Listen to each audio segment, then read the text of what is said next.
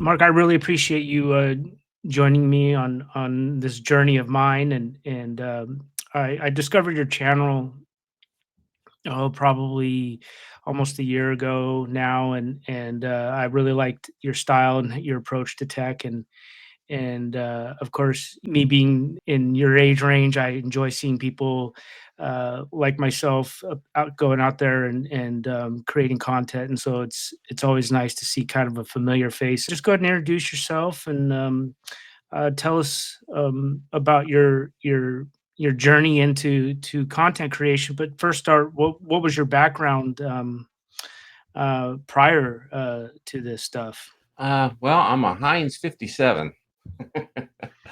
uh, I started out of high school, went in the military to get an education, and that didn't quite work out because I ended up going to the Philippines, and there was a civil war. And anyway, I spent 8 years in the military, and my background was law enforcement. I was canine, and so I trained the dogs and trained the people, and just kind of moved up in the ranks, became a supervisor, and then they felt that I was really good at that, so they wanted me to go into training management, which I ended up training people, teaching people how to teach people, and that was fun. I did that for 3 years, and then I ended up getting out of the military.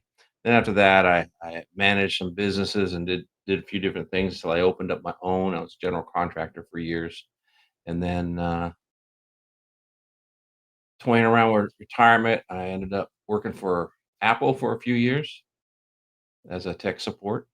And then I decided that, I watched videos all the time on tech. I stayed up with tech because I'm always a techie.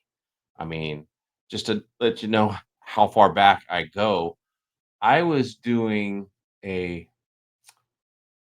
no, a Netflix box before they had a Netflix box. In other words, I took a computer, formatted it, got it set up, plugged it into an old time TV, and was streaming it to my TV before they even came out with their box. So I've been doing it for years, doing all kinds of tech stuff, and then staying up with techs, watching all the big tech guys, being jealous because they got to play with all the new devices while I had my old ones. And then I got to the point where uh, financially we're okay, so I can start doing things. And during COVID is when I really started thinking about it, and I should have started it, but I waited till after COVID, and I started with the Surface Duo, Oh, and I just put out a video. And for me, it was just for fun. I didn't think it was going to make money. Didn't think an old guy like me could do much. So I was just doing it for fun. And what ended up happening was people started watching the videos, and the Surface Duo was very, very popular at the time. There was only one other fellow that was doing it, and that was Shane Craig. He was talking about the Surface Duo quite a bit, and he made his entire channel on the Surface Duo and the Surface Duo 2. I don't know if you ever watched any of Shane Craig. oh yeah, definitely. Yeah, yeah. So he built his entire channel off of the Surface Duo, and I started with that, and then moved on to the Samsungs, and then just as I could afford, I was able to get more devices, and now these devices, I just trade them in when they, come out with the new ones, and so I can stay updated. So for me, that's just the best way to do it, is just to buy what you can, and then the next year you trade it up. See a lot of these tech guys, they keep the old phones, Mhm. so they can go back. I keep them for the 2 week limit for trading, do all my comparison then, and send them back Yeah, um, yeah. to save as much money as I can. But now I'm actually branching out away from phones, not away from phones, but including other things. Like I'm wanting to get into PCs, so I did Macs. I had one Mac video that kind of went viral for me, and that was upgrading the SSD card in the Mac Mini M4. Yep. I put, you buy it, it's got 256 gigabytes, which is a joke. Yes. Apple, that's a joke. Yes, it is. You know, that's even a joke in phones these days. Yeah. So I wanted more, so I bought the externals, and they just, I don't know, it just didn't excite me until I come across the SSD card replacement, and I did a video on it, and that thing's I don't know, it's over 350,000 views, probably closer to 400 now. But it's just it keeps racking, and that one kind of really helped rocket the channel. Um, but it took me a year, took me 13 months to get the first 1,000 subscribers, and then after that, the following year I was at 5,000, and now here I am at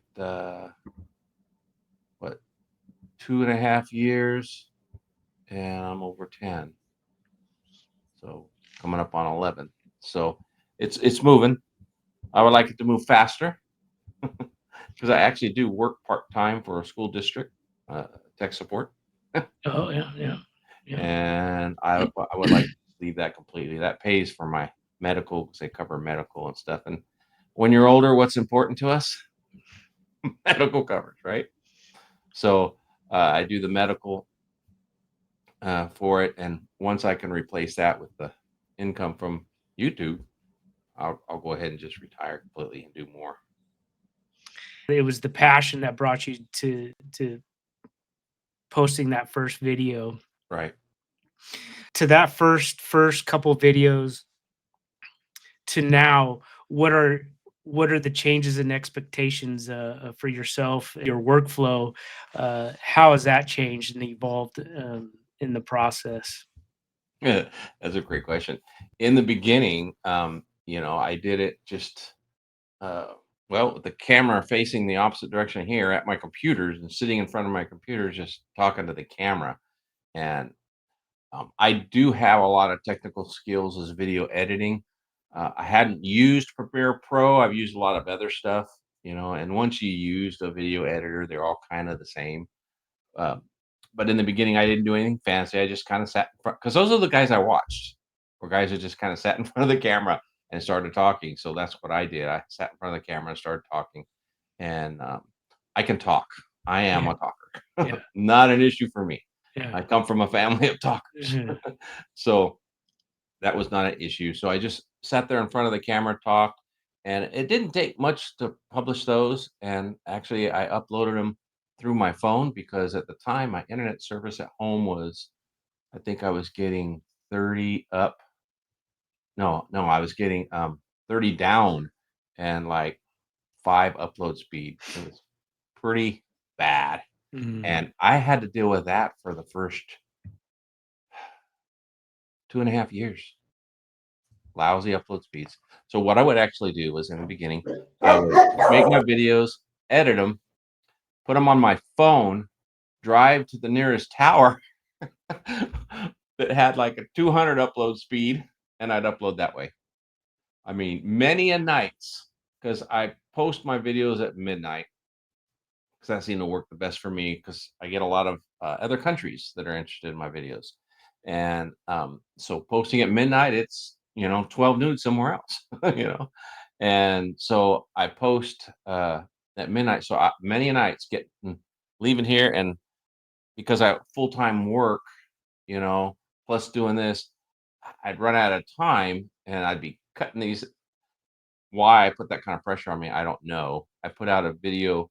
No, I started out putting out 2 videos a week because I took a little training course, an online course for free. They gave you 5 days for free, and they said you need to post at least once a week, twice a week if you want to go faster. And so I started twice a week right from the beginning, and I hadn't missed that. Now I'm doing 3 times a week, looking to do 4. But yeah, so I would many times I'd be up there at midnight or just before midnight posting the video, come back here, edit all the description and stuff here, finalize it and post it by midnight. And did that way too many times. But this last summer, the beginning of the summer, we got Hunter fiber optic came out, and now I got a gig up and a gig down Mm. really quick, really good for me. And so I'm enjoying that. It's made life so much easier because if I tried to upload a video here from home, it would take 3.5 hours, 4 hours. Now it does in 3 minutes, 3.5 minutes. Wow. And the content is better because in the beginning I was using What phone was I using? Let's see. I guess I was using a Samsung S23 or something like that in the beginning. I was recording with that, and so as I got more phones, I started swapping around phones and testing different phones to see what I could do. Oh, no, in the beginning, I was using my DSLR. I was doing a 1080p. That's right, 1080p from the beginning, and upscaling it to 4K. Yeah, yeah, So that's what I was using. I was using my DSLR first, and it was okay, but the way I make videos is I get in front of the screen. I don't really use a script. I have an outline of what I want to talk about yeah, basically, but I try to be as natural as possible. And the way I record is I say a few things and then I'll pause, think about what the next how I want to word the next thing. And I keep the camera running the whole time. And the problem with the DSLR, it cut off at 30 minutes. So for me to make a typical 10 to 12-minute video, I probably got at least 40 to 45 minutes of content. right. And a lot of it's me doing Yeah, freezing up, thinking about yeah, what I'm gonna say. yeah, yeah, Um, and then my editing skills over time have gotten better to where I've learned that I've gotta freeze or I gotta go to a B-roll or a different shot, right? So I don't do jump cuts. right. If you haven't done a lot of editing, you may not have experienced that, but if there's a lot of thought or a lot of pause in your video, people aren't going to stick around, so you've got to get rid of those pauses. And when you do, if you moved, next scene is going to be something crazy. So I've Yeah, learned I have to either freeze when I'm thinking or I have to do a scene change, which I've gotten really good at that. And mhm, now I'm using started using Premiere Pro, paying subscription. It's not bad. It's 22 bucks a month. And then I started using DaVinci Resolve because I've heard a lot about that. And I started playing around with it on the iPad because it's free, right? mhm, mhm, Um, but what I like to do is text editing, which is you get it to list out all your text from your video into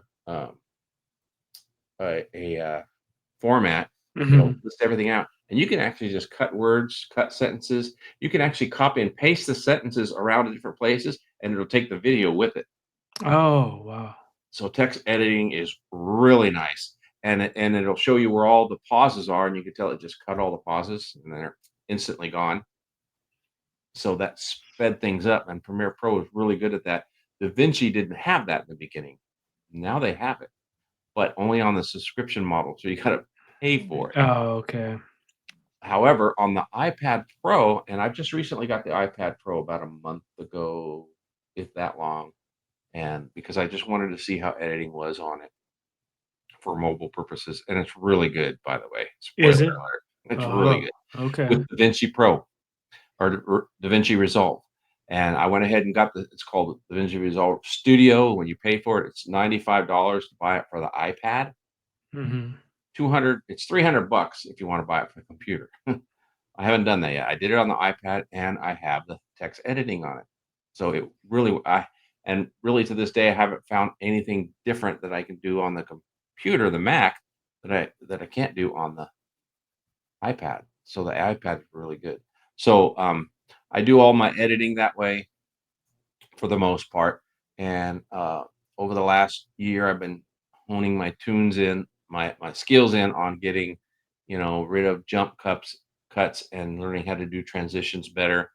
And that's what I'm working on. And now, because I want to add more videos, I actually hired a guy to edit videos. The channel doesn't make a whole lot of money, so I had to go out of the US to do it.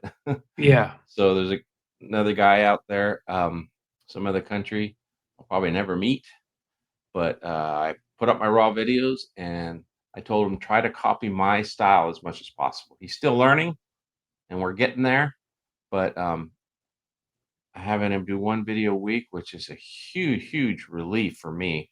Um, so I've got a lot more time, and right now I have 3 videos already uploaded, ready to go. They're just timed out, so I've got breathing room. I'm no longer doing this last minute, oh, got to get it up there by midnight, Yeah. which I've done way too often. And Mhm. the algorithm likes you to upload your videos long before you actually post them, because supposedly it dissects your video at that point, the longer it's up there, and then figures out where it needs to spread it. Okay. Oh. That's what I'm told. That's what you read. I don't know how true that is. I think Uh, it's more lines of content. yeah, it's worth a Mm. shot. I mean, I'm willing to try anything like that. I've done both. I do both. It just depends, like, because I'm fly by the seat of my pants type of thing. Gotcha. But because of work and life and that kind of stuff. So yeah, but yeah, um I could see that though, especially in today's AI algorithm where they're really hyper vigilant on certain things that Oh, yeah. with censorship and all that kind of stuff. So if they could see that you're safe and you're not there to do anything goofy, and they can, yeah.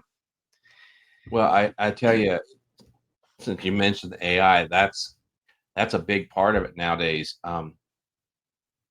I guess for the last year and a half, I've been utilizing AI a lot, and there's a lot out there. There's Chat GPT. It's free, but you got a limit on how much you use it. Hmm. So I actually pay a subscription on it, Yeah, me which too. is $20 a month. So these Yeah. subscriptions can add up. Yes, they do. And then I also use Gemini, which Mm. is free for me because I get the Goo Pixel phones. And the Yeah, Pixel phones, every time you buy one, they give you a 1 year free. yeah. So when I trade in and get the next one, I get another year free. So I Uh, haven't had to pay for a subscription on that yet. that's awesome. Yeah. And it's kind of nice because they also give you 2 gigabytes, 2 terabytes of storage Wow. online. So, and then the third one is Grok, Grok, Yes. by what's the Tesla guy? Elon Musk. Musk, yeah. Yeah. And that one's out there. And so what I do, since the programs will actually print me out my text sheet, my script, I copy and paste the script into those uh, AI services, and I have my own script, and I'll email it to you if you like. I have my own questions. I tell it, this is what I want you to do with my script, and I give it 7 things. Then I put the script underneath it, and I hit enter, and it comes back with everything I need. It has my keywords. It goes out and finds the keywords on the topic from the script. It gives me my chapter titles using SEO keywords. Because Yeah. if you know anything about the SEO, that's what the algorithm. That's what YouTube uses to find out what your content is all about and who to send it to. Mhm. The more you put SEOs in your description of the video, the better. So I've got it comes up with, it gives me, I have it giving me 5 options of titles. Mhm. So it gives me 5 options of titles. It gives me, of course, a full SEO description, gives me chapter title and marks them as well, right? Because when I think you have to be monetized for it to happen, Mhm. for you to be able to put the chapter Yeah. titles. Yeah, you do. Mhm. Okay, so I got the chapter titles in there, Yeah. and then what else do I have it doing?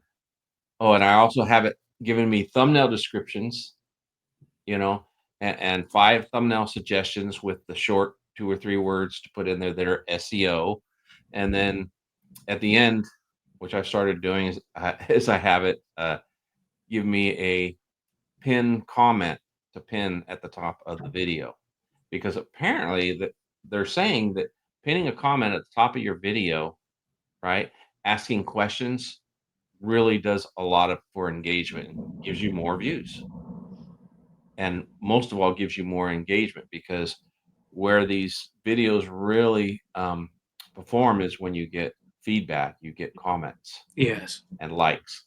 Mhm. Comments and likes are what really makes the video explode. Mhm. um, the first thing they see is a thumbnail. So for years they're saying the thumbnail is the most important thing. Well, it kind of still is because people look at the thumbnail, but they can actually hold their mouse over the thumbnail and get the first 30 seconds of your video. Yeah. So your first 30 seconds is the most important. Yeah. That's where you got to really hook them in. And Mhm. then, as you're doing this, there's so many things you got to learn about it, like hooks. And I'm still learning. So, what am I doing today to try to improve my videos? I am trying really hard to figure out how to put hooks throughout the video because your average adult attention span is how long do you think it is?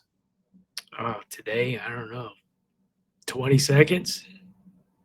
You're being generous. Yeah. They say it's 8 seconds, Oh, man. but what they say is anywhere between 20 and 30 seconds, you've got to throw in a hook. Mhm. Um, so people that watch YouTube videos, yeah, their average attention span may be a little longer, maybe around 30 seconds. So if you put a hook in there, something such as, you know, next in this video, we're going to talk about, Right, something that people really want to know, right. you know, or, and then as you go, so after this, I'm going to show you how to do this because a lot of, if they go in and people are just talking, you know, Mhm, about stuff and you're not showing, people will click off. But if you talk about it and tell them you're going to show them, they'll stick around. mhm. You know, um, and do you want to hear some tips Yeah, on videos on making them work better? yeah, absolutely, Tips. yeah, this is what it's here for, yep. Now I learned all this from taking these short courses. I take them. I take the free portion Yeah, yeah, yeah. and then stop because I'm an educator, right? Way back in the military when I trained people. So I learned this stuff fast. And because I am tech savvy, that really is beneficial as well. Yes. Mhm. Doesn't look like I'm tech savvy by this video quality, folks, but that's because last minute I had to change to my PC Yeah. camera, which isn't, or my, yeah, this plug-in camera, which isn't that great. But anyway, so as far as YouTube videos, because of the attention span, we got to get people hooked. You've got to hook them with not only the thumbnail, but the first 30 seconds to get them to stay in. And what a big mistake a lot of folks are making is that first 30 seconds is their title video or their intro video. If you go back and look at my first, and I challenge you to do that, look at my first videos on like the Surface Duo and stuff. I have an intro video, which I thought was cute. Mhm. Okay. And I used to play it, but I learned, nope, cut that out. People they click on your thumbnail, they want to get right to it. They don't want this long intro. And there's a lot of folks out there that have this, long intro and introduce themselves every time and have this video trailer or whatever. And they're losing a lot of views. Now, there may be people that get a lot of views because they've been out for a long time, but still, even with me, if I click on it, doesn't matter if they've been doing it and have, you know, I don't know, 500,000 subscribers. If I click on it and I get this stupid intro video that just doesn't cover, I'll click away. Even though I know you can get into the meat of it, but it's because I know that in their video, they're going to have a lot of other distractions like that I can't put up with. Mhm. So, Mhm. first 30 seconds, dive right into what you're going to do, or at least tell them what they're going to see. You know, throw in more hooks.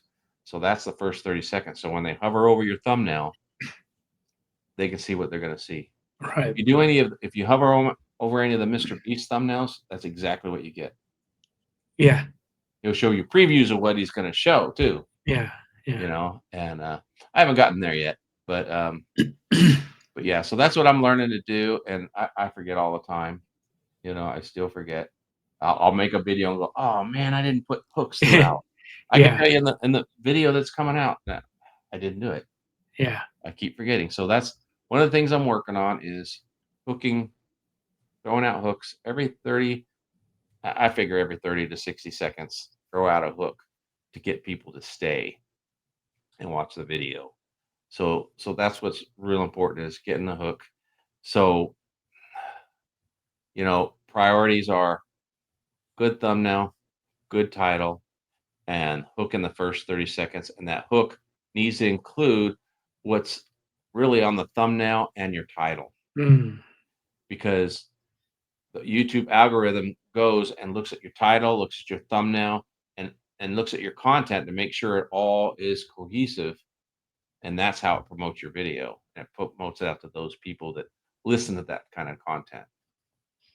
So Yeah, it's almost like, um, it's the honesty thing too. It's you're showing your reliability. "Hey, I didn't lie to you. My right, thumbnail, my title, here's the truth, and I'm a man of my word," basically. right, Yeah. right. But you can do that till the cows come home, and there'll be people that will say, "Oh, that's you just clickbait on your video, Yeah, clickbait." right, Right. yeah. You know, clickbait, okay, fine, but that's what it takes. They can call it clickbait if they want. You know, it's advertising. It's you can't get anybody unless you hook them, and you got to hook them. But yeah, you're right. It's important to actually follow through with that Yeah. in your video. But it doesn't matter. I get people all the time saying, clickbait. Okay, fine. All depends on how you want to look at. And it's funny because, I do Samsung, Apple, uh, Pixel, Google. I do other manufacturers from overseas, which is Oppo, Honor, OnePlus. There's a bunch of them. I do all these phones, and I'll have a phone, and I'll do a comparison, two phones, Mhm. and I have a preference. I prefer the way this one works better than that one. That's my preference. So people in the chat, they'll talk about it, but you always get this one guy says he's just biased, and then they'll explain why their phone is better, the other Yeah, phone is better. It's like, are you not biased? yeah. It's so funny how people will do that. So you just have to do your best and be honest, which is what I try to do, be as honest as possible. And I Mhm. try to be as thorough as possible in my training videos, my teaching videos. And that's another thing I got to do more going forward is more how-tos, because people really like the how-tos. But again, it's so funny because I'll do a how to, or I'll do a product review video on accessories, and you always get them. People say, get back to doing reviews on real stuff. Right. Quit wasting my time. All I can think of is, you're the one that clicked the button. Yeah. And you watched the whole video. Thank you. Yeah, Yeah. yeah. It's Yeah. like, but I get people all the time doing it. It's not that bad though. It's really not that bad. And the biggest thing is never respond defensively. That's another big tip, I think, is never respond defensively. I see content creators in my genre and really around my level or even higher. A lot of them are higher, and they will get defensive. They will defend their decision, defend whatever, or counter or comment. Don't do that. Don't get sucked in. Mhm. You know, um, typically all I do is tell them, you know what, I really respect your opinion, and I'm glad you shared it. That's it. Yeah. No, no defensive. I could get on and say, I'm not biased. I just prefer one. Then you go down that rabbit hole. Yeah. Just don't Yeah. do it. Those people will end up clicking away or going somewhere else, which you're better off for it if they do. But you just don't want to start an argument. And because I approach it that way, I'll tell you, Sean, you get a lot of followers that will defend you. So you don't even have to. They'll get on there and say, you're just an idiot. And they'll tell them off. Yeah. And I just let it. I just let that happen. Not much you can do. Um, but it's funny if you just stay positive. Don't get defensive. When comments don't go your way. Yeah. you know, just be respectful. And if they're not respectful, if they're really bad, okay. And what am I, 2.5, almost 3 years. Come April will be 3 years doing this. I have deleted 2 comments. Mm, That's it. That's it. One, because he was very, or she was very disrespectful, calling me names and saying this old guys don't belong on the, you know, yeah. internet or YouTube. And he was just saying all kinds of bad stuff. So I just deleted that one. And I think that other one was disrespecting a race of people or something, Mm, so I deleted that. I think they were disrespecting, Chinese because I got Chinese phones or whatever. Like, no, this is tech. yeah, leave that. Yeah. Leave it. All right, Yeah. I've been gabbing a lot. Go ahead. You have something for me? Well, yeah, no, I'm thinking about my dog podcast because with the engagement and stuff, I get the same kinds of of engagement every once in a while. And in the beginning, I I'm kind of a person with the types of work I've had. I have to meet things head on, and sometimes that is in a way having to be semi confrontational. Right. Um, but and so I carried that along with me, and then you just realize how futile that is. And now, like you, I will have a positive spin with it, and I got a kind of a negative comment recently, and I can't remember the specifics, but I just said, "Oh yeah, any advice is much appreciated." Even part of me was like wanting to like go back at it and say, go pound sound. But I was like, well, if they do have some positive advice, I could listen to it. I mean, I'm always Right. willing to learn, but my initial reaction wasn't that. So yeah, I do think that you as the good steward of your domain, keeping it positive is definitely a good vibe. And it just for whatever reason, it ends up limiting those kinds of negative engagements. And like you said, you get those negative comments, and then your regular viewers will just drown it out and Yeah, just they will. say, "Oh, you're being ridiculous. You know, leave us alone. We're here to enjoy this channel and build this community." So yeah, no, I definitely like that. And when I watch people, that's kind of like now as as a creator and as a viewer, I'm I see it on both sides now, and so when I do watch a channel, I do like that kind of style, and vibe. So if do see a comment section full of controversy, and I tend to just go away and not watch that channel anymore, because then eventually, you're going to get wrapped up in this weirdness, and so Right. if I see something that there's just positivity and people are just enjoying themselves, and yeah, um, when you during your workflow, has there been a time where you've, reviewed a product where you've, said, "Uh-oh, this is maybe too negative for me to even, like, put out there," because there is when you are trying to build a business. Yep. Yeah, Um, this is one product. I'll hide the name from you. It yeah, came out. It is a supposedly a Thunderbolt 5 drive, and it mm, comes with their drive inside. Because I've been looking for, a speedy way to work with my Mac, because my studio only has 512 gigs of storage. Ridiculous. yeah, Now, I did order 8 terabytes of upgrade for the SD card, a company that makes them, but they're so far behind. It's been almost 3 months. I paid for it oh and haven't gosh, gotten it yet. Um, so I've been trying other things, and this company I've done a few reviews with came out with this and sent it to me and asked me what I thought. Well, it worked for the first 30 minutes. Matter of fact, I was editing a video, everything was going along fine. Then all of a sudden, boom, everything went red in my editor because it couldn't find the stuff. So tested it out. It could not connect. So it was too hot. It's not mm, working. So I went ahead and hooked it up to another computer, let it cool down, hooked it up to my iPad.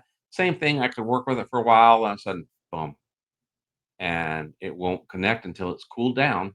And then even then, sometimes, like right now, if I hook it up to my computers, I have a Mac Mini, I have the Mac Studio, I have the iPad, I have a PC. Hook it up. It's a hit and miss whether this will connect. Mm. And during the holiday season, I told them I don't have time for that junk. Yeah. Of course, I was very professional Yeah, about yeah, it and told yeah, them, it would not do me or yourself good for me to review this product. yeah. And they sent it along with another item, which same thing when they put their storage in it. Because I have two other products that go with the Mac Mini from them that stopped working. I guess about 4 or 5 months in, they no longer connect. And what they told me was they think, there's a firmware or something issue and they'll work on it and they'll send me replacement products if I would review them then. And so we'll see. So yeah, there are products that I will not review. Once I got them, I tested them out. They're just garbage. And if I don't like it, I'll say so in the video, Yeah, you know, or I'll just say, this isn't for me. It may be for you, but this does not work with my workflow. So you got to be honest. And then I get, I get 2 or 3 collaboration requests a day now, yeah, and a lot of them I turn away. Especially if they're not my content. I just had one where they wanted me to um, review a children's tablet, right? But they also have adult products. Like they mm. have these really nice tablets, with 20,000 milliamp hour batteries Oh, wow. and a projector built in, right? Wow. 1080p projector, so you can project from the tablet to the wall and stuff. They have all these other things, adult stuff. I says, I'll review that, but I also want to review this item, right? At the same time, they says, well, we're not promoting that one, just the children's thing. Is that okay? So no, it, my channel's not a children's channel. Yeah, I don't review children's products. yeah. Sorry. So I had to turn that one down. I've Mhm. had some where I was excited to review and they never followed up. I don't know why. And another plug for AI. I have built into Chat GPT because Chat GPT remembers everything. Mhm. It's really cool. And I have different threads and I name them different. So there's a pro tip, name your threads differently. Mhm. So you can go back to that thread and add to it. So I have a thread and it's called email collaboration. When I get these emails, I copy and paste the email into ChatGPT and tell it, you know, either I really like this product, go ahead and let them know I would like to collaborate and make sure you add my terms. Boom. It gives me that response email with my terms and everything.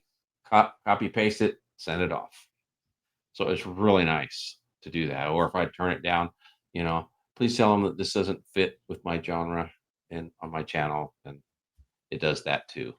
So it's really nice.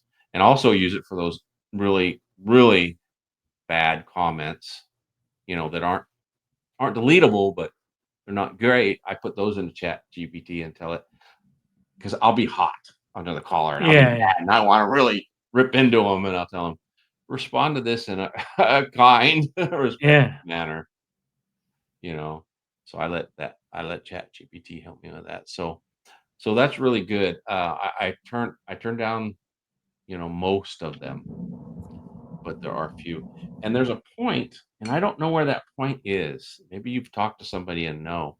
There's a point when you should do these reviews for more than just the product.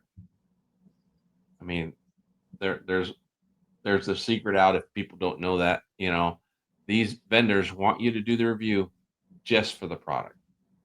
Okay. If the product is, a $69 product, then you're doing an entire video for $69. Unless you have a affiliate link with Amazon or another store. I happen to have an Amazon affiliate link, and that's another thing I need to grow out with this next year is more affiliate links, Yeah. more, and I'm starting to build on them. And Shopify wants me to set up a store, but I'm not real confident on how that works just yet. But maybe I'll do that eventually. But I do want to have more affiliate links because I make as much money on Amazon as I do YouTube right now, Wow. which is pretty impressive. Yeah. And that's just by people clicking my links. And I now have this. Oh, when did I do it? This last summer, I created my website. Okay. So it's also important to have a website when you do things like I do product reviews, and you Mhm. want you want some of that commission. I actually have a YouTube, or not YouTube. I have a website now, goodoldtech.com. Mhm. Go in there. I tell you a little bit about myself. I have a product page where I've got the products that I review on the channel with affiliate links to them. So you can do that. Or I put the affiliate links in the description below in the video. You got to do that. But on my website, I actually have also photos from all the different comparisons I have. There's a lot of content and articles on every single video well, not every single, most videos I do, there's an article there on it. So if you'd rather read about it than watch a video, you can go to the website and read about it as well. It gives you more details. Some of them I have charts and comparisons. So I'm getting a lot of traffic flow there too. So I'm branching out to other avenues to really promote the channel. And then, you need some income to continue to doing this, and especially if you want to do this full time, you need to figure out revenue streams, which is something I'm really getting into this next year. And so far, I take a piece at a time. So just to understand my time frame, the first year it was creating videos and loading them up, uploading them, and learning how to edit. That was the Mhm. first year. The second year, I really focused on that and starting a revenue stream with Amazon. Because by now, after the first year, what I had 1,000 subscribers, so I could start focusing, and I was making some income from YouTube. I could start focusing on other incomes, and the easiest one was the affiliate link with Amazon. And now I'm actually branching out to other social medias and using Instagram, Facebook. Oh, what's the other one? TikTok. But my daughter's managing that. She's actually a social media manager.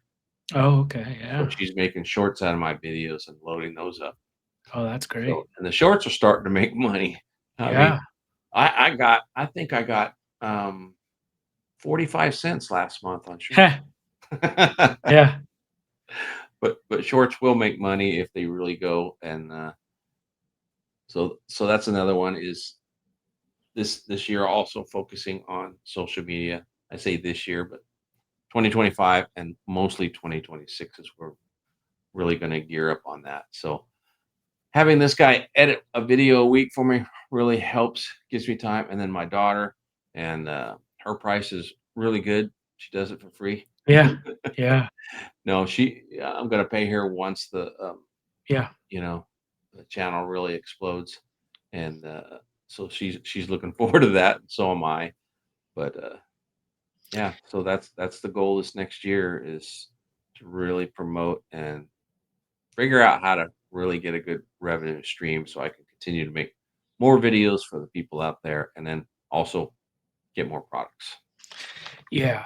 No, and and for sure, and I see in things of or probably when you first started to now, things have changed and things are continuing to evolve, and so staying on top of it, and sounds like with your workflow now, you've kinda got you're on top of it, and that's kind of what I've learned is with, say, something like with the shorts, even though your return on them isn't visible in a lot of ways, 45 cents isn't much, but what I've noticed recently, because I just started to do shorts myself on my main channel.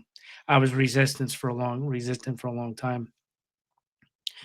What I noticed is that I got a lot more once I start uploading a couple, I get more traction, and that helps my other videos. And I think when shorts first started, this is just my anecdotal evidence in my own head, is I saw that there was a clear divide, but now I see there isn't that divide between shorts and longer form. And I think shorts are actually, in a way, uh, helpful to long form now. I think YouTube has been able to integrate that a little bit better, and I think they're really doubling down on that, and they're rewarding channels that have both longer form and short form. So I'm a believer now, even though I was a big time skeptic even last year. So Yeah, YouTube Shorts are nice because you can actually put on that, you can link it to the actual video it came from. yep, So I wish it would track and tell me, which I haven't figured it out yet if it does, how many people watched my full length video because of the short. right.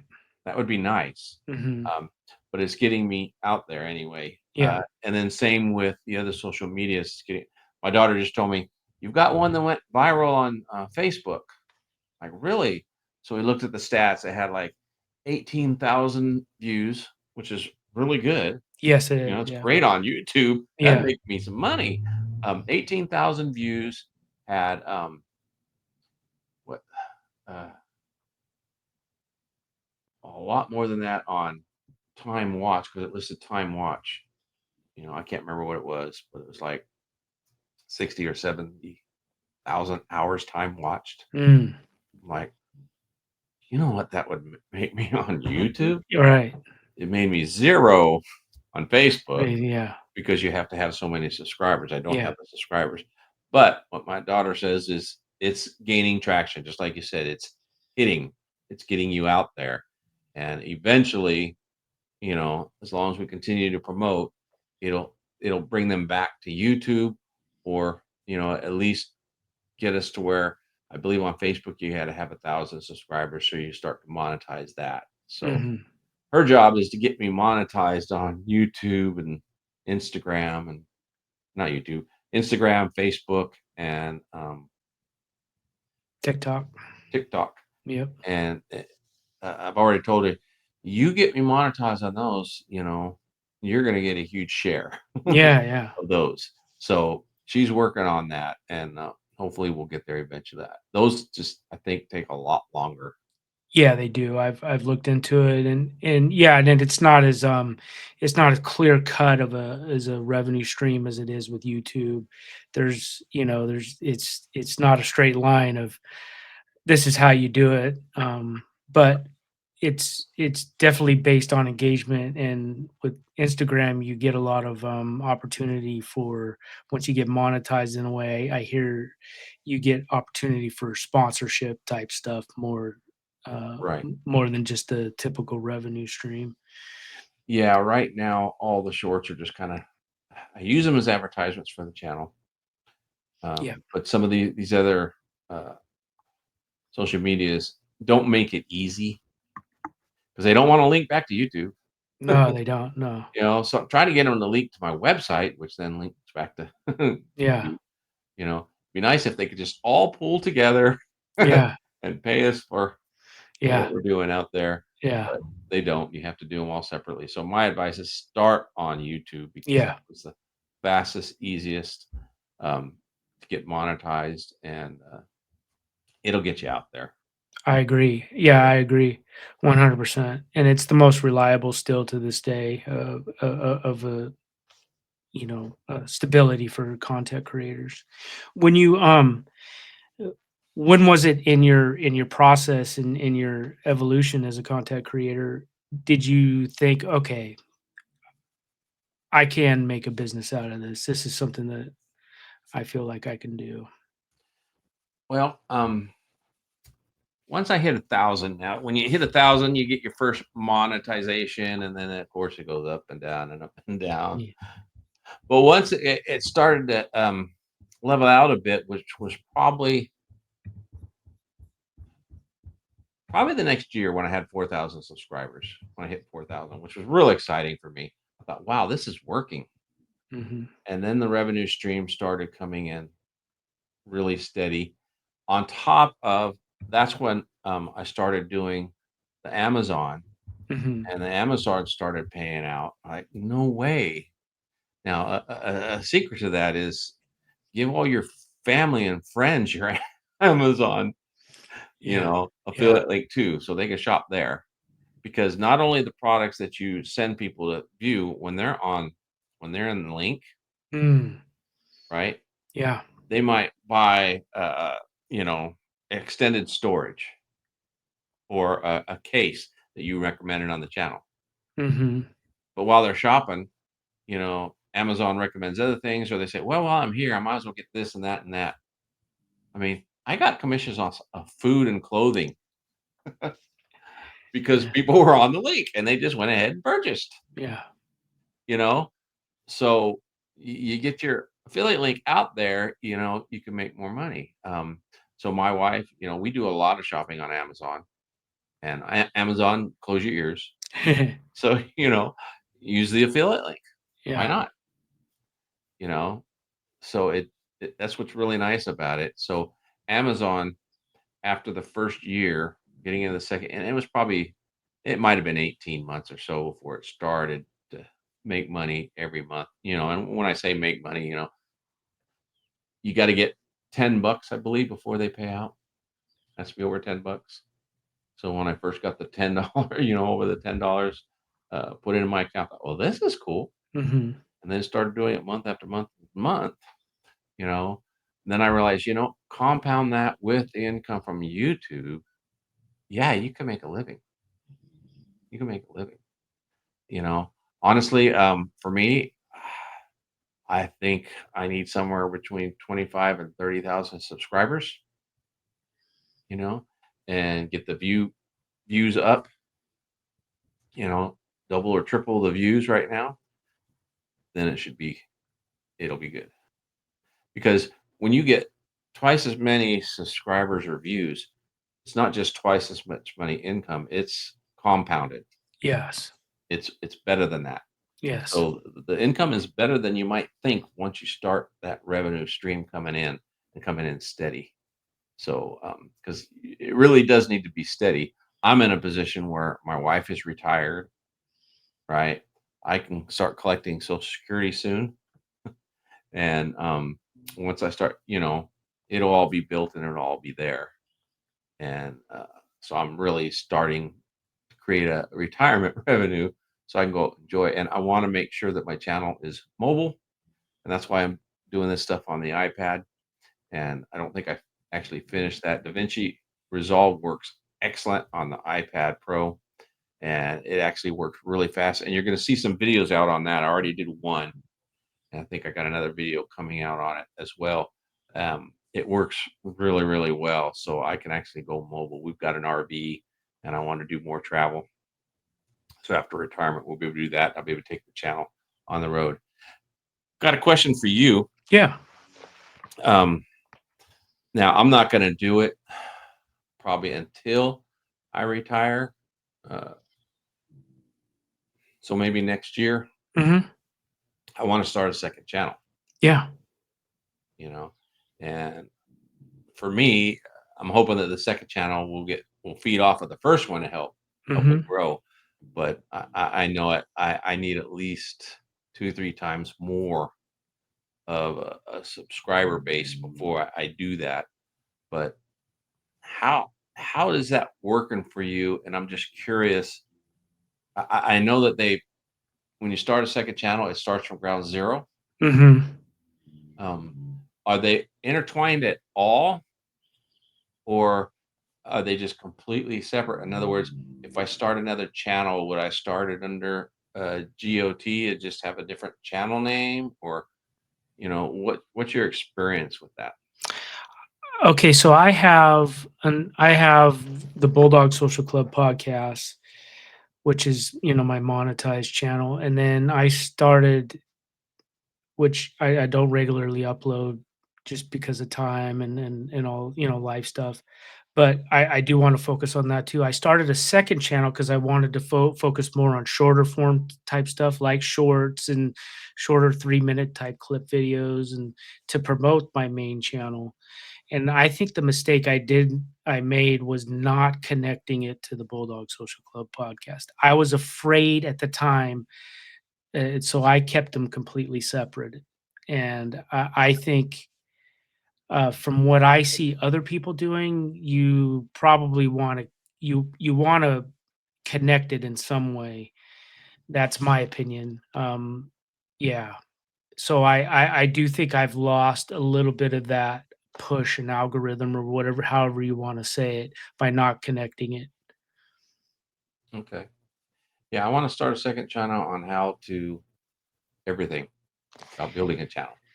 I want to get into that how to grow, your YouTube channel, but I've got to experience it all myself, and then I'm going to start a second channel from ground zero and see how much quicker, Yeah. I can grow it knowing what I know today. I think I could probably do a lot faster than I did the first time. And I think that is exactly what I'm trying to say, a little bit more concise, is that that's what will happen, that they'll see, okay, here's Mark, he's a trustworthy voice. We saw him put in the work and effort. So they won't put this, there'll be a little bit more trust between you and the YouTube algorithm.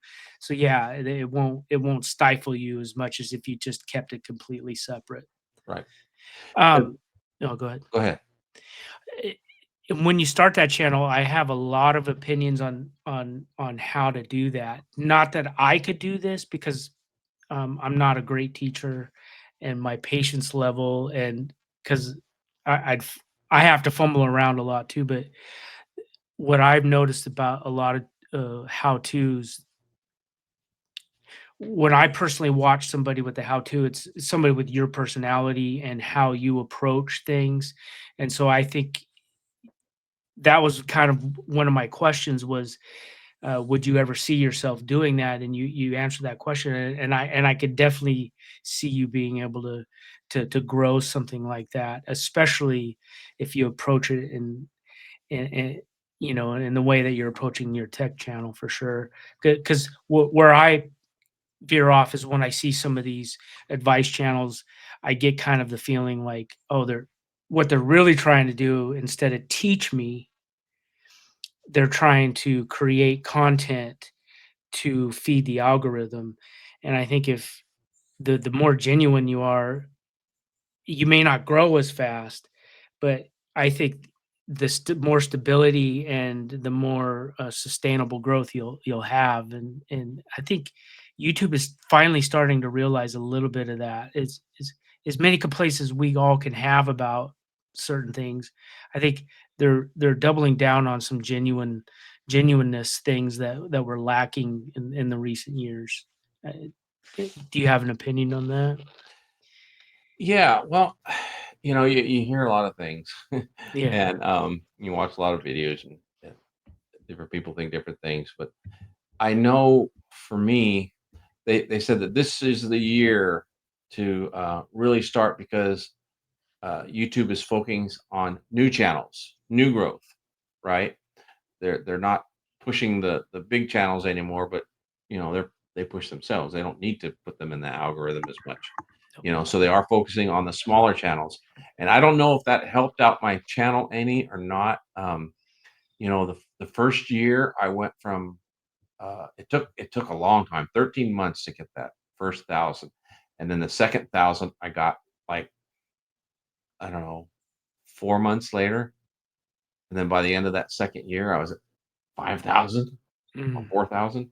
And that was great, you know. And now this next year, this third year, if I can, I quadrupled it first time. mhm. If I was hoping that would happen this next time, you know, maybe it will when things pick up after the holidays. I don't know, but it sure would be nice.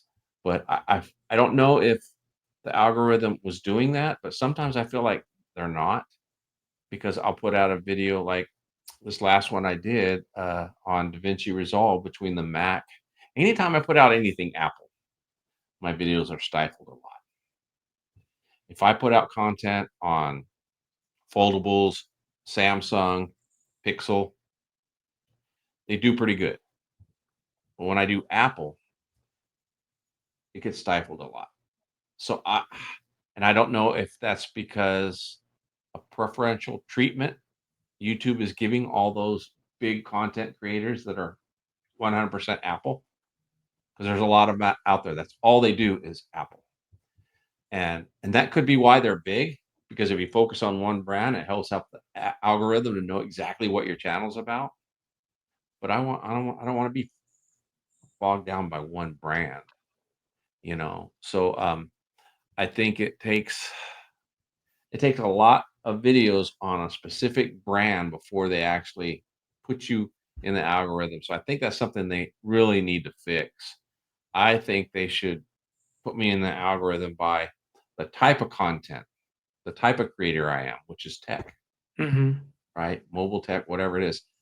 That's where they really should push, and not just push. Okay, here he's come out with another video on the Pixel. Okay, he's come out with another video on the automatic V5.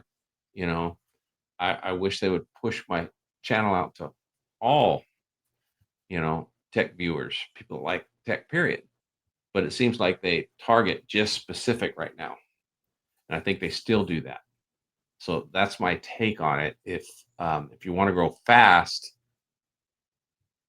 go one specific narrow niche or niche, and that's how to go faster. But then you get bottlenecked if you try to broaden out. And I'm trying Mhm. to broaden out now, and I feel like things are bottlenecked a little bit. Um, a lot of it's because of the holidays right now.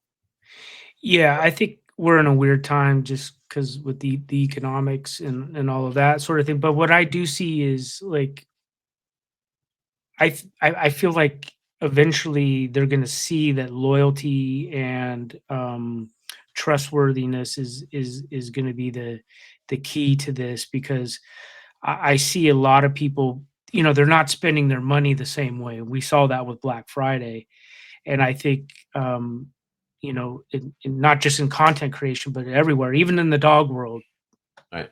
you know, top end dog breeders are feeling the crunch because people are being a little bit more discerning, with how they spend their money and how, and so I feel like there are some positives that are coming out of this, but I do like you, I agree. I think with Apple, I think there is definite preferential.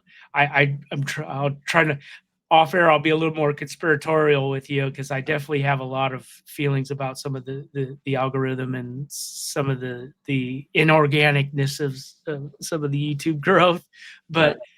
But yeah, I do see that there is. I do hear some rumblings that there is some things that there are some positives that are coming out of this, and I hope they're right. I hope that's the right side of it. The other side is I've heard that they're gonna double down more on corporate stuff, but Mm. because they wanna take over the Netflixes of the world and that kinda thing, Uh, and, you know, uh, because, they're directly competing with TikTok and Instagram now, and so now they're just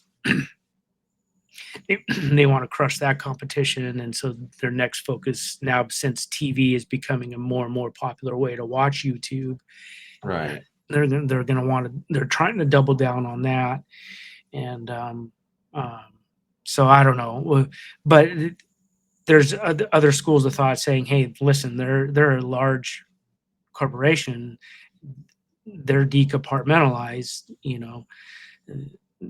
your section of content creation is different. It's nothing's going to change other than the typical algorithm shift of what's being watched more often today, and what people are saying is that they it's going back to more of the style that you and I do, like Right. a little bit longer form, talking head, showing you the tech, talking to you about it, the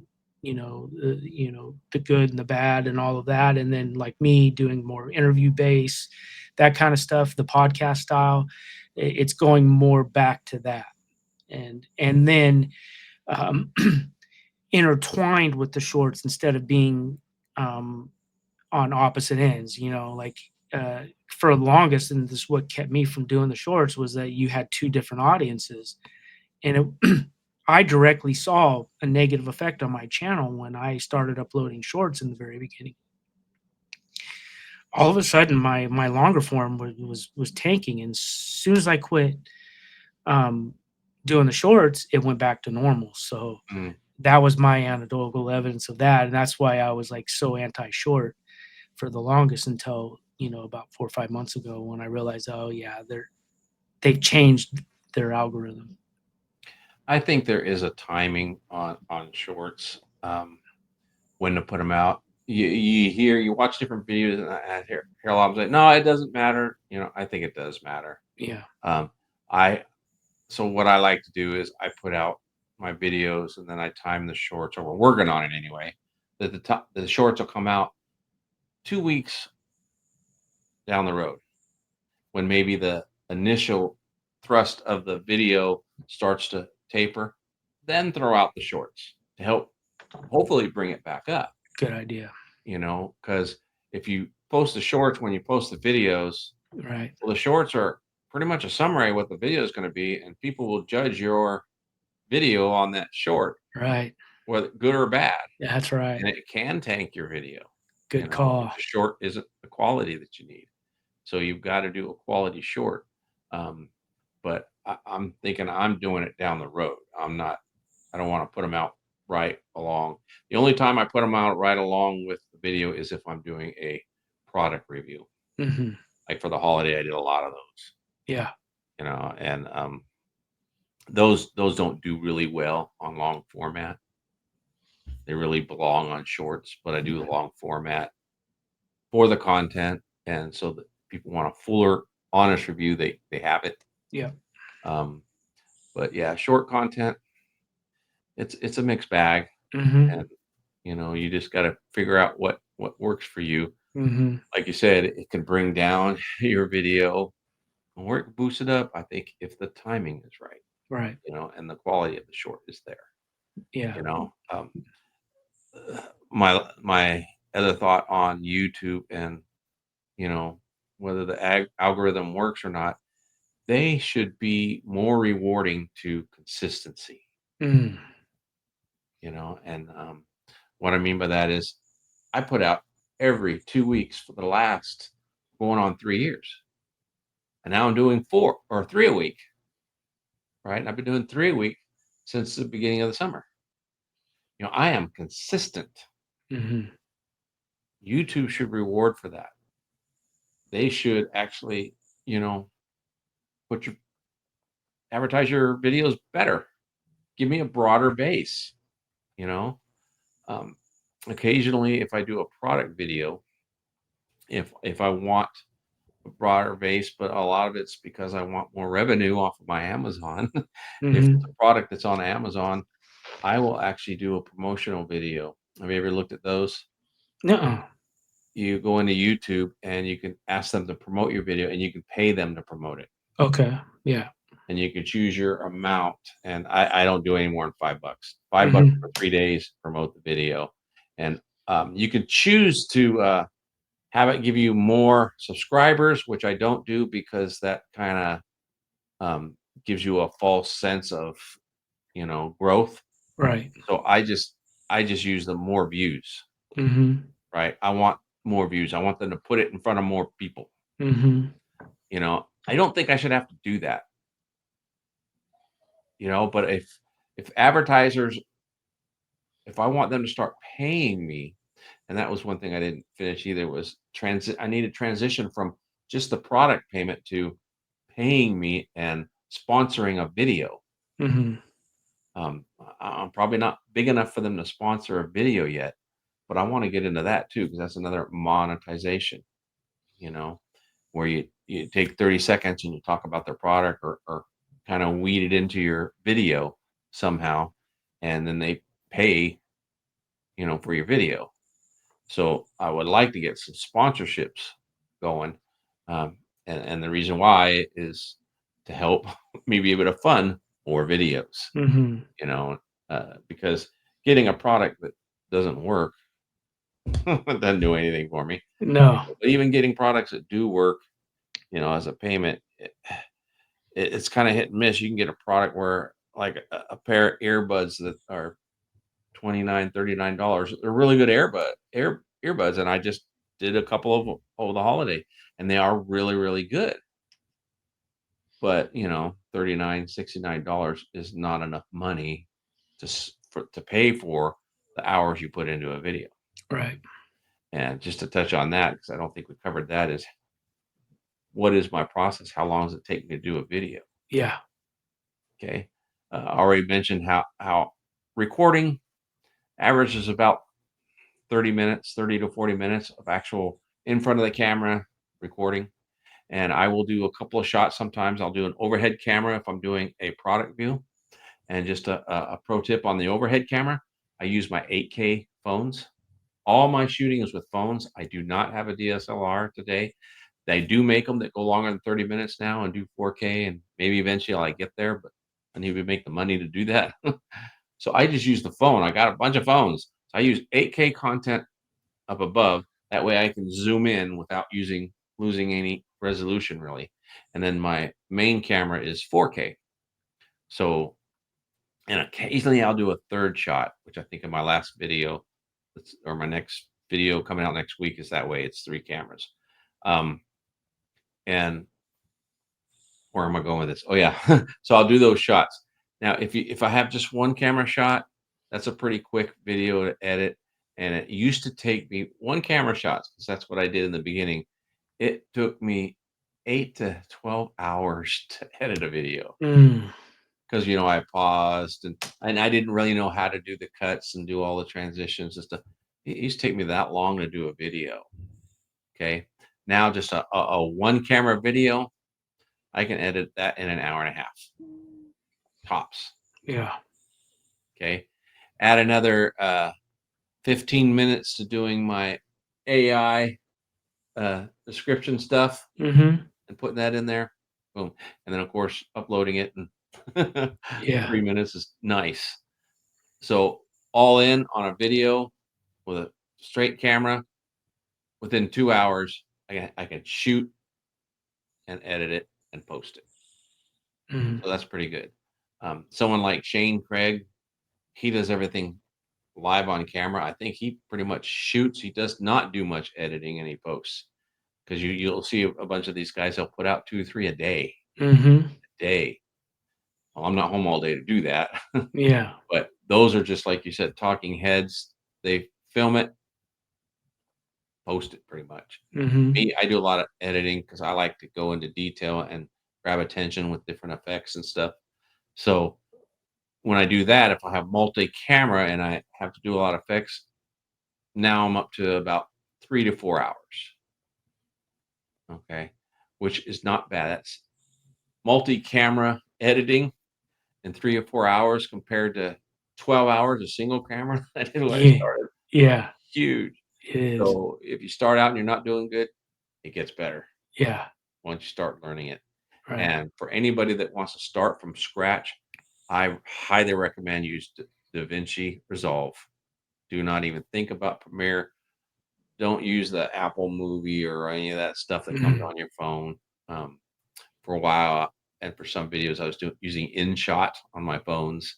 No, DaVinci Resolve is what you want to learn on. Spend your time learning on that, because it does green screening better, right? Coloring of your video better. Everything is just seems to be better. There's some things that Premiere does a little bit better, but it's not worth it. You get a lot more out of DaVinci Resolve. So that's what I would use. And if you can swing it, pay for the subscription. It's a one-time fee. Like for the iPad, it was $95. That's a lifetime updates and everything. For the computer, it's like $295. And maybe one day I'll do that, but I can get everything I need on the iPad, for now. Um, so I'm transitioning out of Adobe, which is $22 a month. And the problem with that is if I want someone else editing on Adobe for me, I got to buy another subscription and add them to or buy a business one. I checked into that so my daughter could use Adobe Premiere. It's $22 for me to put a second person on it. It's like $69. Oh my god. I'm like, wait a minute, I can have two personal ones, $22 each. Yeah. Why would I spend that much more? I even contact and chat with the guy. He says, well, that's just because you go into our business program and they just charge more for business. That's ridiculous. Yeah. So, you know, but with DaVinci Resolve, she can download it and use it for free. I can send her the projects and she can add to it, or do whatever. Turn them into, the shorts. DaVinci Resolve. I want to call it Pro, but DaVinci Resolve. That's the way to go. And editing started out slow, but I'm getting faster at it. That's just the thing. Give yourself the time to improve. Yeah. And you do it. I've had the time this year because I did a bunch of product reviews, which I don't care for. If you look at my channel, they don't bring a whole lot of views. Um, but it was content because no new devices are coming out right now. It was content because I got all those made and have this other guy helping with editing videos. It gave me time to practice and learn on the iPad with the Vinci Resolve, and I'm really liking it. So probably within a couple months, I will cut my Premiere Pro ties. Mm. No longer have that monthly expense. I much prefer that. Even with Final Cut on, Apple, you have to pay for a separate subscription on the iPad and the Mac. Yeah. And it's expensive. It is a subscription. And it doesn't do, I think, not even a fourth of what you can do on DaVinci or even Adobe Premiere. Mm. So Apple's Final Cut is a joke. It's Yeah. it's not worth it. So you won't see any content from me on that one.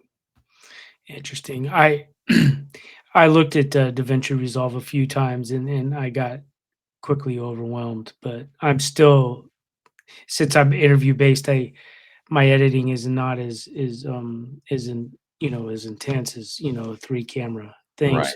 So, but I do want to learn. So I haven't given up on it. I just slow to get there. Yeah, one step at a time. Yeah. That's all you gotta do is one step at a time. Hmm.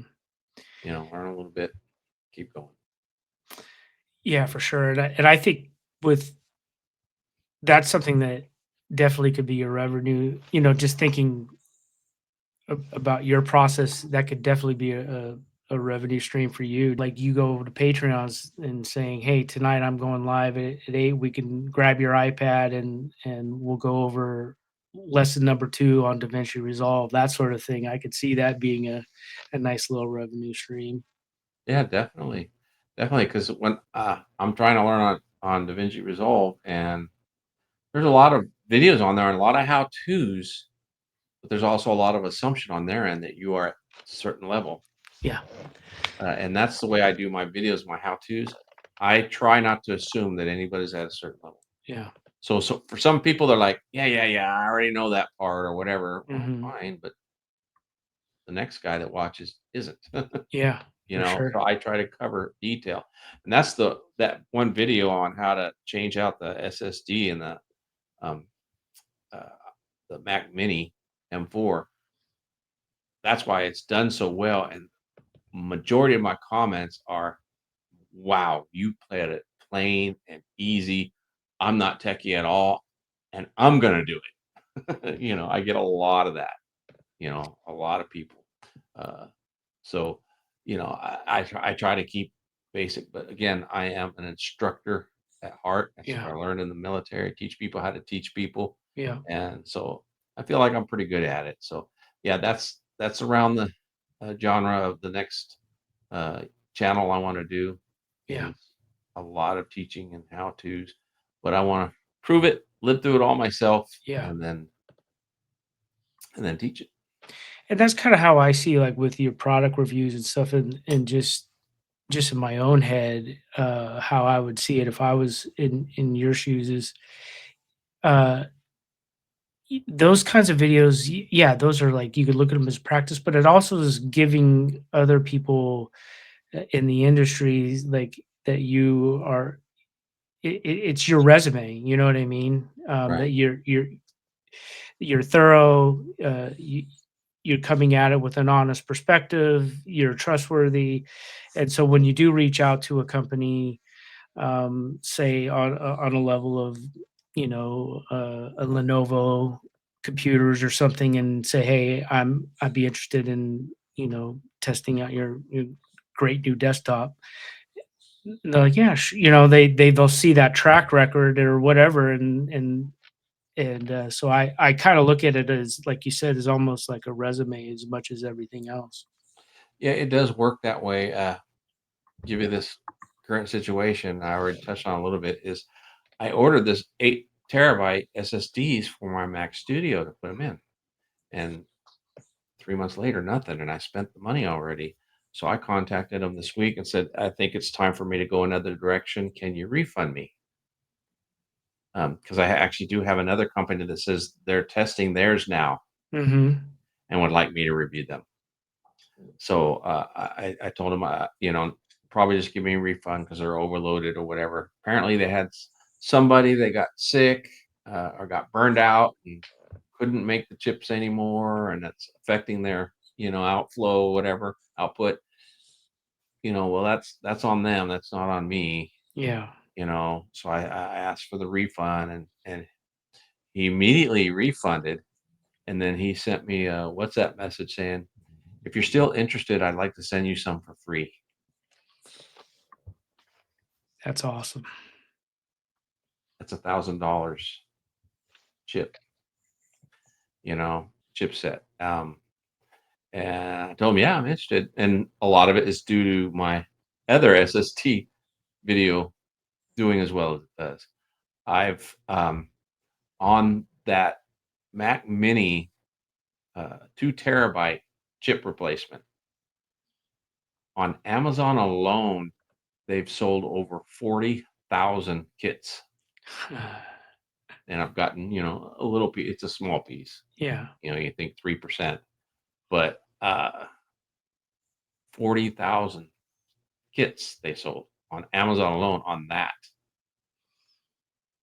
and what 360, 380. I haven't even looked at it in a while.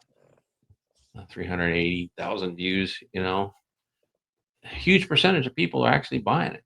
That's a really good percentage. And Yeah. that's just from Amazon.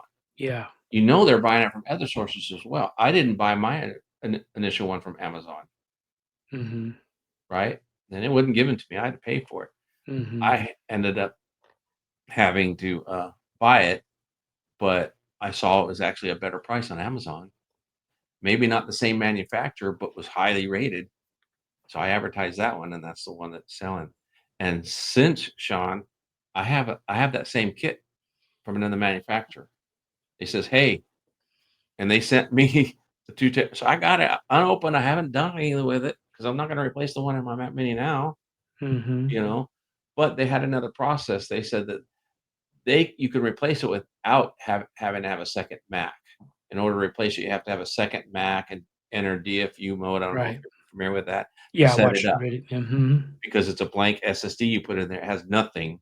Apple has to put their signature on it. And the only way you Mhm. can do that is plug it into another Mac. Okay. But they claim with their system, they don't have to do that. They can send you a file that you put on an SD card and use it on your PC and it'll write it. Mm. And so they sent me the thing and they sent me the free file, but it wasn't finalized. And I was finding it to be really cumbersome to try to get it to work. Mm. And that's another one of those. I'm not doing that video. I told them it's too much because you have to download a virtual drive on your computer to do all the it. There's just way too much for anybody, especially people my age that aren't Yeah. techy to Yeah. do. And I told them, no, that's too cumbersome. They says, well, they says keep it. We have another plan um, where we can set it up to. They're working on getting it fixed so you can do it on any PC or from your iPad Wow. or other device. You could just connect them. So they said they're working on, but that's been 2 or 3 months. So once they come up with that, then I'll do a video on it. Mhm. But that's just to say, because of getting out there, being honest, sticking these reviews, and then getting some traction on a video, you do get a lot of offers, Yeah. Mhm. and that may just be another spare set if something happens to this one. But SSD's been running like great, and it's been updating, and it doesn't void your warranty. So Yeah. it's a really good thing. Yep. So here's some just spitball questions as far as your tech preferences. If you had to choose one, Android or iPhone. Well, if I had to choose between, oh, see, that's as far as phones go, Android all day long. And I used to work for Apple, and I used to fix those phones and help them with their software stuff. They're too closed. They're just way too closed. The Mac, similar things. I still even run into frustration where like, man, this would be so much easier on a PC, you know, because of their closed system and just transferring and working with files and stuff. I still have that frustration on the Mac, but with editing and everything, so much smoother on the Mac. So the Mac and even on the iPad um, and its OS seems to be a lot better than Samsung's tablet, you know, or a PC. I still have a PC hooked up with a switch, but I don't think I switched my PC and did anything on it for, I don't know, 4 or 5 months now. It's just Mm, sitting there drawing power underneath my desk.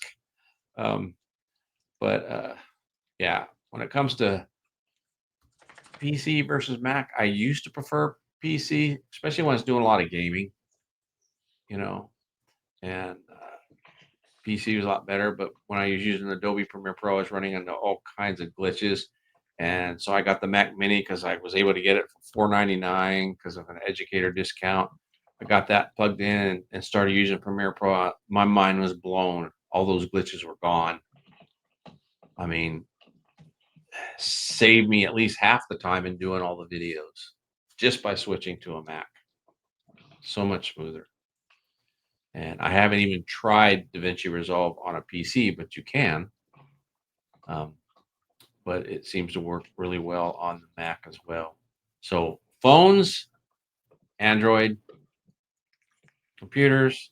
I have to confess, it's a Mac right now. mm. So we recently ran into a problem. My wife's a real estate agent. She's full time now, and so she's coming and going and doing a lot of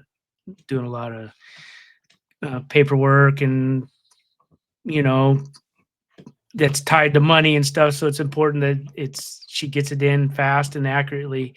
What turned out with the Mac, the required paperwork didn't have wasn't seamless with the Right. software, and so she would have to do these workarounds.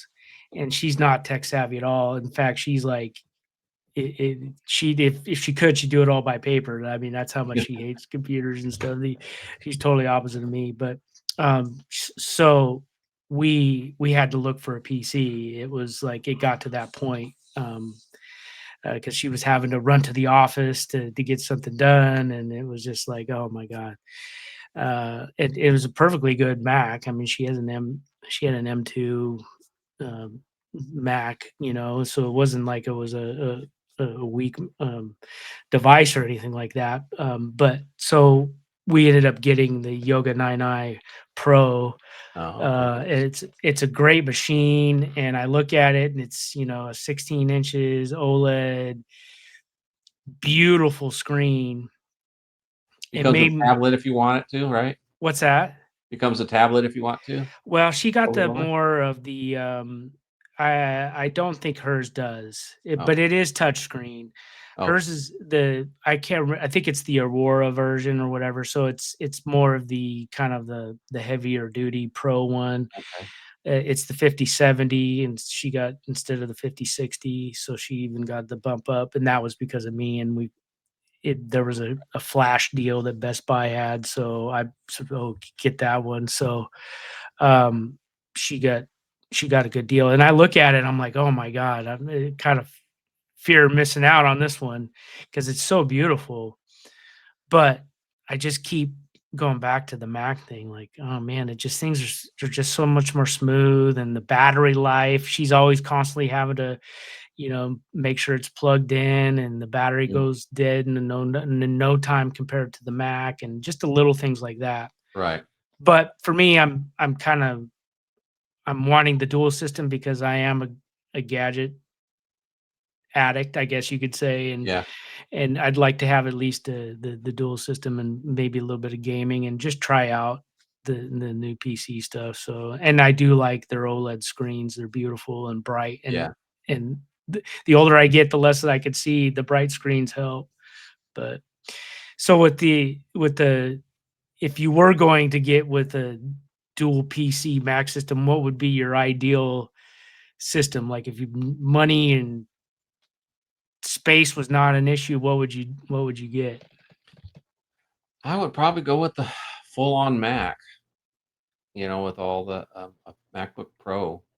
It's probably what I would do with all the memory and all the Yeah, RAM I can get in it. yeah, That's why I don't go with it right now is because it's ridiculous. This 256 gigabytes of memory they start off with is ridiculous, or storage, I mean. And then they only just put 16 gigabytes of RAM in the Mac Mini. That's what finally made it worth it. But you know, their base models are just ridiculous. And then if you go up, it's insanely ridiculous.